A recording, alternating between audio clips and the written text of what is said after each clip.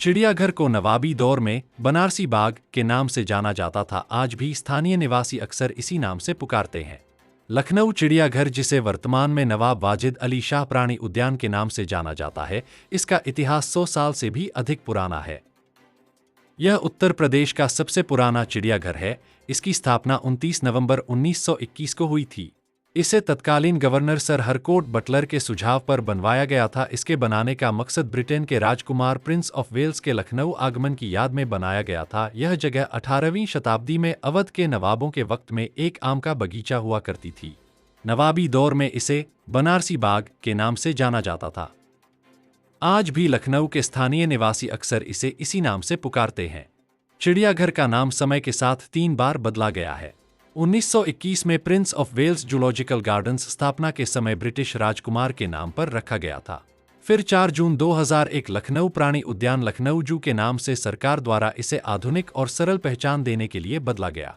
फिर 7 जुलाई 2015 नवाब वाजिद अली शाह प्राणी उद्यान उत्तर प्रदेश सरकार ने अवध के आखिरी नवाब वाजिद अली शाह की याद में नाम रखा, जो वर्तमान में अब इसी नाम से जाना जाता है। यह चिड़ियाघर लगभग 29 हेक्टेयर 71.6 एकड़ में फैला हुआ है। यहाँ की टॉय ट्रेन, बाल रेल बच्चों के बीच बहुत मशहूर है, जिसकी शुरुआत 1969 में हुई थी। लखनऊ के चिड़ियाघर नवाब वाजिद अली शाह प्राणी उद्यान के अंदर राज्य संग्रहालय लखनऊ की स्थापना का इतिहास काफी दिलचस्प है। राज्य संग्रहालय की मूल स्थापना 1863 में हुई थी। शुरुआत में यह चिड़ियाघर के अंदर नहीं था, बल्कि केसरबाग की छोटी छतर मंजिल में मौजूद था, जिसको स्थानीय लोग आज भी इसे अक्सर लखनऊ म्यूजियम या अजायब घर भी कहते हैं। जिसे लखनऊ के तत्कालीन कमिश्नर कर्नल एबॉट के प्रयासों से चिड़ियाघर परिसर में स्थानांतरण 1950 में इसका प्रांतीय संग्रहालय नाम बदलकर राज्य संग्रहालय लखनऊ किया गया। संग्रह बड़ा होने के कारण इसे एक स्वतंत्र और बड़े भवन की आवश्यकता थी। इसके बाद इसे चिड़ियाघर बनारसी बाग के अंदर वर्तमान आधुनिक भवन में स्थानांतरित किया गया। चिड़ियाघर परिसर के अंदर इस नए संग्रहालय भवन का उद्घाटन 1963 में तत्कालीन प्रधानमंत्री पंडित जवाहरलाल नेहरू द्वारा किया गया था। संस्था के रूप में इसकी स्थापना 1863 में हुई थी, लेकिन चिड़ियाघर परिसर के अंदर यह 1963 से पूरी तरह संचालित है। यह उत्तर प्रदेश का सबसे पुराना और सबसे बड़ा बहुउद्देशीय संग्रहालय है, जहां प्राचीन सिक्कों और अस्त्र शस्त्रों के अलावा 3000 साल पुरानी मिस्र की ममी भी पर्यटकों के आकर्षण का मुख्य केंद्र है। ABL 24 न्यूज से मंडल ब्यूरो फहीम खान की खास रिपोर्ट।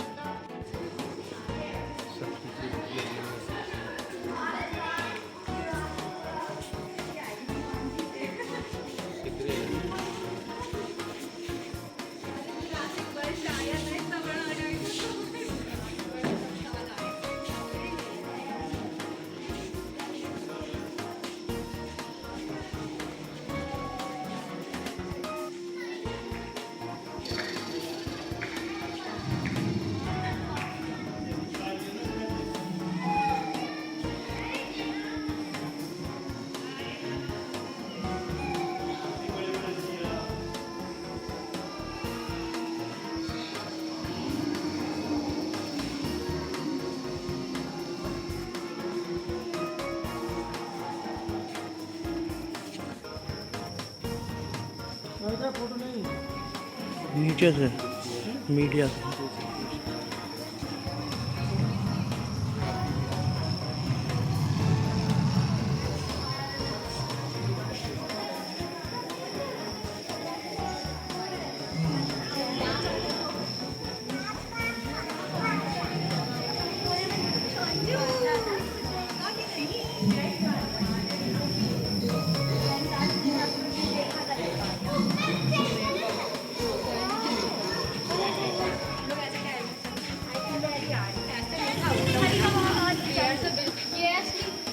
भालू भी देखा था, बाहर ही बैठा रहता, लेटा रहता वहाँ का भालू बाहर।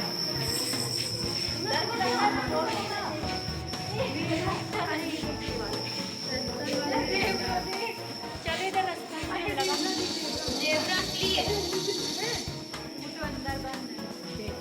ये जेब्रा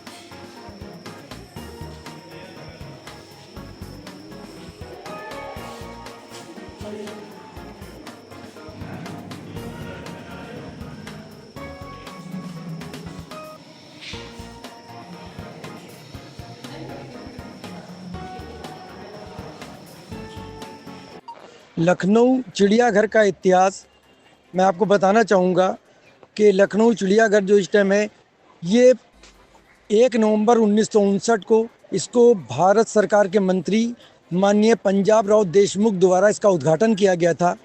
और उसके बाद में इसको 1982 में इसको राष्ट्रीय प्राणी उद्यान का दर्जा दिया गया। उसके बाद में इससे पहले की पिछली सरकार में इसको प्राणी उद्यान का नाम बदलकर नवाब वाजिद अली शाह प्राणी उद्यान किया गया।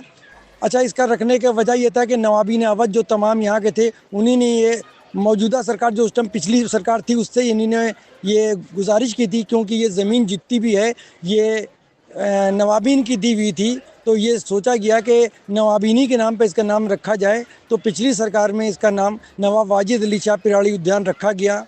इसके लिए तमाम लखनऊ के नवाबीन और आवाम में काफ़ी खुशी रही और उन्हीं ने उनका शुक्रिया भी अदा किया कि नवाब साहब के नाम पर इसका नाम रखा गया। और वर्तमान में इसका नाम इस टाइम पर राज्य संग्रहालय लखनऊ का इतिहास क्या है और इसके बारे में कुछ जानकारी दी है।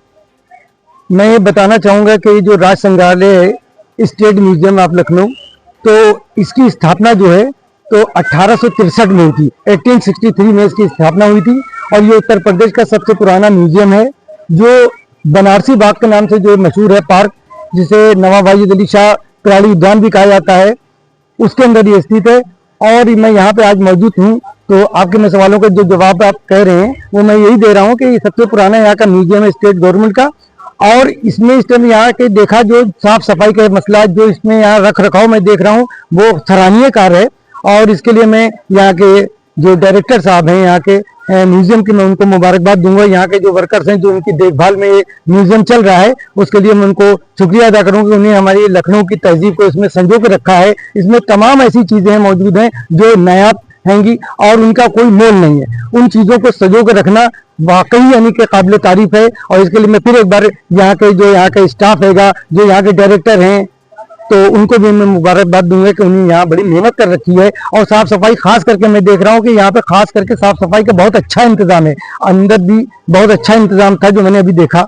अच्छा, ये पहले के मुकाबले में और आपके अब उसमें जहाँ तक सफाई का मसला है वो सरकार के लिए नहीं है, इसमें जो भी डायरेक्टर है ये उनकी जिम्मेदारी बनती थी कि उसकी देखभाल या रख रखाव कैसा रखें। हर यानी के दौर के जो भी अपने डायरेक्टर रहे जिनके भी अंडर में ये चला यहाँ का राज संग्रहालय, उन्होंने अपने दौर में उसकी साफ सफाई की। लेकिन इस टाइम पे प्रेजेंट टाइम में जब मैं यहाँ आया हूँ, जो यहाँ के हमारे नए डायरेक्टर साहब आए हैं, तो उनके दौर में मैंने जो आके देखा, अंदर का घूम के सर्वे किया, देखा तो बहुत ही यानी साफ सफाई है और अच्छा रख रखाव उन्होंने कर रखा है यहाँ पे। और कुछ चीजें ऐसी यहाँ पे नायाब बनी है जो पहले नहीं थी। मैं आता रहा हूँ, लेकिन कुछ चीजें जैसे अभी एक संग्रहालय के पीछे भी एक यानी कि पता चला है कि जो यहाँ पे एक म्यूजियम तैयार किया गया है, तो उसको भी पता चला, अभी उसको भी मैं देखूंगी जाके क्या है उसके अंदर। लेकिन जो ये राज संग्रहालय जहाँ पे मैं खड़ा हूँ, यहाँ का रख रखाव बहुत खास मैंने देखा कि काफी यानी कि तब्दीलियां पाई गई है और कुछ चीजें ऐसी यानी शुरुआत की गई है जो पहले नहीं थी।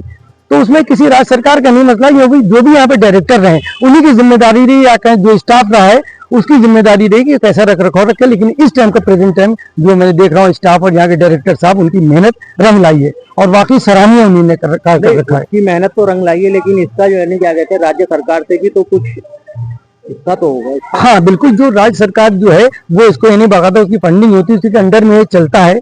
जो भी यानी म्यूजियम है या जो यहाँ का जो जू है, तो वो बाकायदा वहां से उनके सरकारी एम्प्लॉयज रखे जाते हैं सरकारी, तो उनको बहरहाल जो उनके खर्च होते हैं, जो उसकी फंडिंग होती है, वो तो सरकार ही करती है। कोई भी सरकार रहे उसकी जिम्मेदारी होती है कि प्राणी उद्यान है या हमारे देश की यानी कि स्टेट की यानी कि जानी मानी पार्क भी है जिसको बनारसी बाग भी कहते हैं, तो उसकी देख रेख तो सरकार के अंडर में रहती ही रहती है। पेड़ लगाओ, ये करो, उस तरीके की जो है आज आपको लगता है पहले तो बेहतर ये मोदी जी के राज में जो है जो पेड़ चला है, आज को आपको देखिए हरियाली और ये पेड़ ये वादियां जो दिख रही हैं पहले से ज्यादा है ना इस सरकार में। जी बिल्कुल, मैं देख रहा हूँ कि जो हरियाली का मसला है, मैं तो बचपन से आता जाता रहा हूँ, तो मैं देख रहा हूँ काफी हद तक के पेड़ों को नहीं लगाया गया है और काफी जो पुराने पेड़ हो गए 2-4 साल 5 साल पहले, तो उनमें हरियाली है दिख रही है, क्योंकि चारों तरफ मैंने देखा घूम के, यहाँ पार्क में भी देखा तो पेड़ों की इनकी बढ़ोतरी हुई है और वो बरसात के दरमियान लगाए भी गए हैं काफी, तो उसको मैं देखने में लग रहा है कि यहाँ पेड़ों की बढ़ोतरी हुई है इस सरकार में। ज्यादा यहाँ पे पेड़ लगाए गए हैं, उसमें जो है इस सरकार का योगदान बहुत बड़ा रहा है। बिल्कुल बिल्कुल भाई, सरकार इसकी मुहिम चलाती है कि हरियाली के लिए, और यानी बरसात के दरमियान में काफी पौधों को लगाया जाता है, पौधरोपण कराया जाता है, तो सरकारी की यानी कि योजना के तहत ये होता है।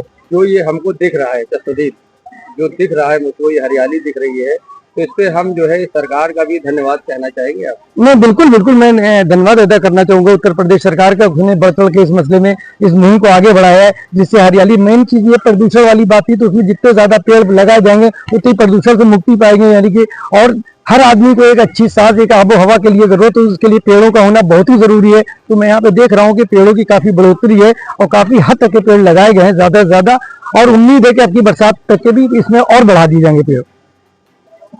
ABL 24 न्यूज, सच दिखेगा। ABL 24 न्यूज को सब्सक्राइब करें, ताजा खबरों के लिए बेल आइकन को दबाएं।